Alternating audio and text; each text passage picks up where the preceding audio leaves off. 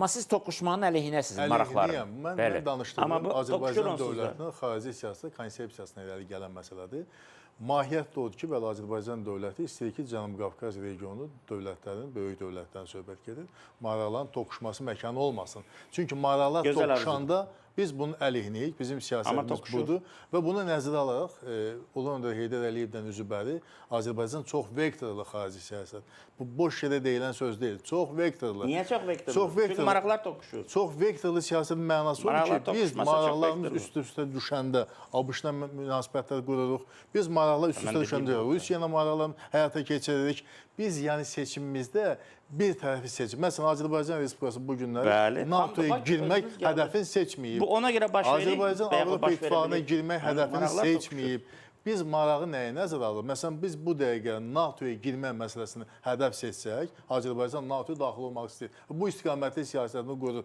Bu nəticədə bizim İranla maraqlarımız çox ciddi toqquşacaq. Bizim Rusiya ilə münasibətlərimiz çox kəskinləşəcək. Olar mən bir hüquqşünas kimi bir şey. Əlbəttə. Mən indi fikrimi deyim və bizim məqsədimiz odur ki, elə siyasət, çox vektorlu, balanslı siyasət və o da həyata keçirilir. Və Cənab Prezident də siyasət məhz mahiyyəti ondan ibarətdir ki, müxtəlif güc mərkəzlərindən, fikir verər cümləmə, müxtəlif güc mərkəzlərindən bərabər məsafədə qalmaq, heç birisinin konkret fövqəladə seçim edib yanında olmuruq, müxtəlif güc mərkəzlərindən bərabər məsafədə qalırıq, onunla əməkdaşlıq edirik.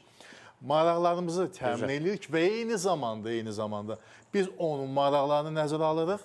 Fikir versən, bu enerji siyasətimiz, istehsalçı biz, tranzit ölkələr, alıcı ölkələr. Hər birinin maraqlarını nəzərə alırıq. Amma elə bir siyasət həyata keçirirsən ki, o toqquşmanın da səviyyələri var da. Məsələn, sizə bir dənə şey deyim, Azərbaycan dövləti rəsmən NATO-ya daxil olma məsələsini hədəf kimi seçsə, bunun konsepsiyasına, xarici siyasət, təhlükəsizlik konsepsiyasına əks etdirsə, Bakı-Moskva münasibətləri əməlli başlı toqquşacaq. Amma biz bunu etmirik. Onsuz da toqquşur Bakı. Yox, toqquşur bu və digər məsələlərdə. Biz Moskva ilə hələ dost olmağa çalışır bu qədər toqquşur. Fundamental məsələlərdə. Bir anlıq təsəvvür elə ki, hətta Rusiya Ermənistan eşidirik ki, Ukraynada elə əvvəl başladı Avropa İttifaqına girmək, NATO-dan girmək və gör başına nə gəldi. İndi də Paşinyana çatdırırlar ki, belə seçim eləmə. Bu reallıqda biz başlasaq ki, bax, beləcə Rusiya əleyhinə ola biləcək bir addım atmaq. Amma bizə lazımdır ki, Ermənistanla Rusiyanın arasında toqquşma olsun. Biz onun hesabına müharibəmizi utduq.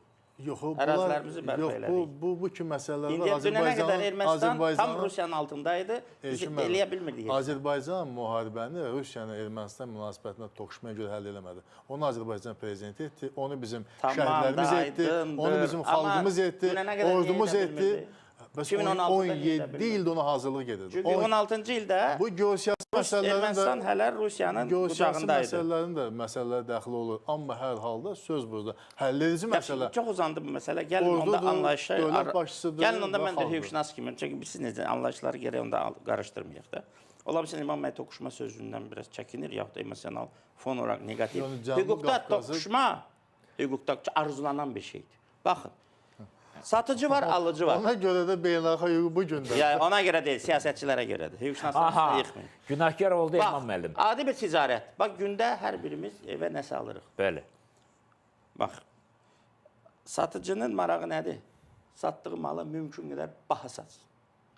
Alıcının marağı nədir? İstədiyi malı mümkün qədər ucuz alsın. Toqquşdu mu maraqlar? Əlbəttə. Vəssalam. Amma bunun nəticəsində bir anlaşma baş verir. Ortaq bir qiymət. Böyük dövlətlərdə biraz fərqli olur. Eyni şeydir. Yox, məntiq, sxem, maraqlar toqquşanda müharibəyə çevrilə bilər. Siz onu aydındır, satıcı ilə alıcı da bir-birinin əlbəyaxı ola bilər.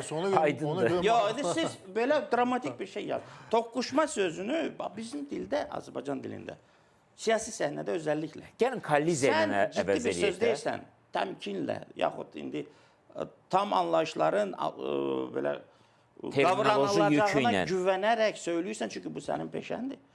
Elə bir emosional fon yaradırlar sənin dediyin arada. Belə deyək də, maraqların toqquşması biz istəyirik. Toqquşma var və olacaq, onsuz inkişaf olmur, onsuz danışıqlar olmur, onsuz münasibətlər qurulmur, onsuz müstəqillik olmur. Onu da gəlir ki, mən cümləni belə deyək. Sizin dediyiz reallığı nəzərə alıb, gəlin Cənubi Qafqaz inkişaf naminə böyük dövlətlər maraqların toqquşması məkanına çevirək. İnkişaf olacaq onda. Mən gedim. İnkişaf olacaq. Yox, getməyin.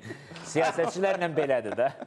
Mən Siyasətçilərin hüquqşünasının dili çox fərqlidir.